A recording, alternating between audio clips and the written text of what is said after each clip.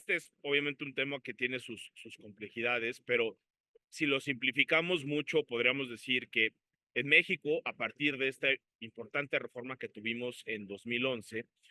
lo que tenemos es una incorporación de todos los derechos humanos que están en alguno de los muchísimos tratados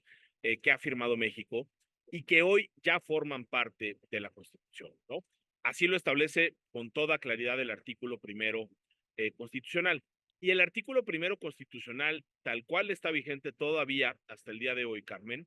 tiene también un criterio que es lo que las personas abogadas conocemos como el criterio pro persona o criterio para favorecer a las personas, que básicamente lo que dice es que siempre hay que favorecer la protección más amplia en términos de derechos humanos. ¿Por qué esto es importantísimo, Carmen? Porque, como no es ninguna novedad,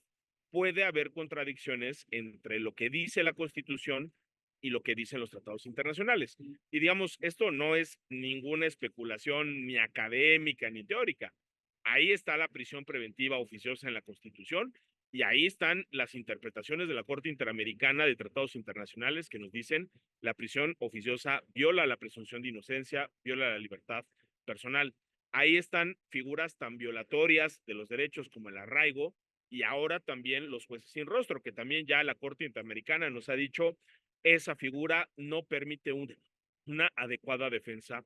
de las personas, ¿no? Y así nos podríamos seguir tanto con las normas que están ahorita en la Constitución como en cualquier otra reforma que venga, ¿no? En México estamos viviendo un momento inédito, nunca antes en tiempos de la democracia habíamos visto a una mayoría, a una sola coalición electoral que pudiera cambiar unilateralmente la Constitución. Ya hemos visto que llevamos 3 semanas del sexenio y pues en 3 semanas se ha reformado, se ha propuesto, es decir, estamos viviendo momentos de cambio muy importantes. Y esta reforma lo que pretendía, como bien decía Arturo, era,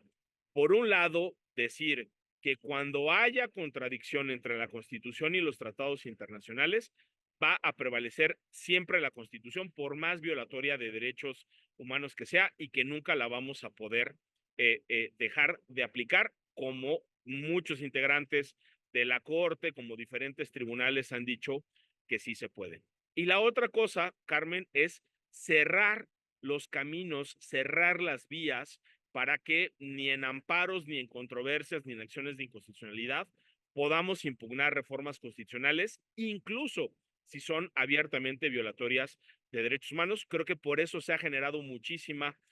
preocupación. De nuevo, no es una preocupación nada más por lo que dice o la propuesta, lo que se pretende reformar, sino por este contexto inédito donde muchísimas cosas están cambiando, donde hay muchas iniciativas que claramente violan derechos fundamentales, y básicamente esta reforma lo que quiere es cerrar las puertas de la justicia para que todas y todos, a través del amparo o quienes pueden presentar controversias y acciones, no puedan ir a defender esos derechos humanos, que no puedan ir a impugnar esas reformas. Yo creo que ese es un poco el corazón del problema, ¿no? Justamente esto llama mucho la atención porque creo que tenía incluso otras vías, el Tribunal Electoral, concretamente la Sala Superior, porque, y esto se planteó en la discusión de ayer, si hay una serie de temas, de asuntos por resolverse en la Suprema Corte, pues creo que lo prudente era esperar a que se resolvieran en esa instancia, justamente por esta cadena impugnativa que implica las decisiones de las suspensiones de los jueces de distrito, y que en ese sentido, pues valía la pena esperar y no abonar este tema de la discusión. Hay que señalar que en la propia sentencia se agrega que no va a interferir o no se pronuncia, no tendrá que ver esta decisión del Tribunal Electoral con las decisiones de las suspensiones dictadas en el otro Poder Judicial, en el lado de los juzgados de distrito, pero justamente pues sí les dice que sí deben de continuar con el proceso. Entonces, evidentemente sí se agrava la situación porque pues ya encontramos sentencias contradictorias, que justamente el derecho, una de las cosas que busca proteger es no emitir estas sentencias contradictorias, y lo prudente, lo mejor era esperar que, ustedes recordarán, esto ya había pasado de alguna manera y así actuó el tribunal, esperó a que se decidiera en la Suprema Corte todo el tema de la consulta popular o de la revocación de mandato, y una vez que resolvió la Suprema Corte, resolvió los asuntos, porque los tiene que resolver indudablemente la Sala Superior, y creo que hubiera sido una decisión más fácil incluso para la propia Tribunal Electoral y hubiera, digamos, no abonado este tema pues que estamos comentando, ¿no? Sí se vuelve una situación que vemos que mientras más historia corre de esta problemática en la que estamos sumergidos, pues se agregan episodios que complejizan enormemente este problema que tenemos en México. Creo yo, y creo que ya no debe de tardar mucho, la Suprema Corte tendrá que decidir en definitiva esta posibilidad de si es viable o no la posibilidad de cuestionar una reforma constitucional y en ese sentido se vuelve muy interesante ya las discusiones que hemos tenido, las voces que incluso desde el extranjero han empezado a surgir de la posibilidad y la viabilidad de esta circunstancia.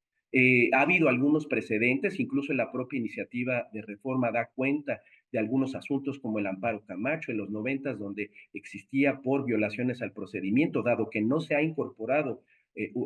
un tema a la Constitución en la medida que se incumplen aspectos procedimentales, pues creo yo que hay una enorme oportunidad todavía de la Corte, aunque debilitada por toda la circunstancia actual, para poder pronunciarse. Evidentemente vemos que el Senado y con esta decisión del Tribunal Electoral va a continuar con las diferentes etapas que le corresponden para el proceso de la reforma judicial. Las autoridades electorales con esta decisión del Tribunal Electoral continuarán, pero indudablemente la Corte puede y tiene las posibilidades, por supuesto es debatible, hay un debate rico al respecto, pero creo que hay las posibilidades para hacerlo y que en ese sentido encontraremos ahí un verdadero choque de trenes entre estos poderes, ¿no?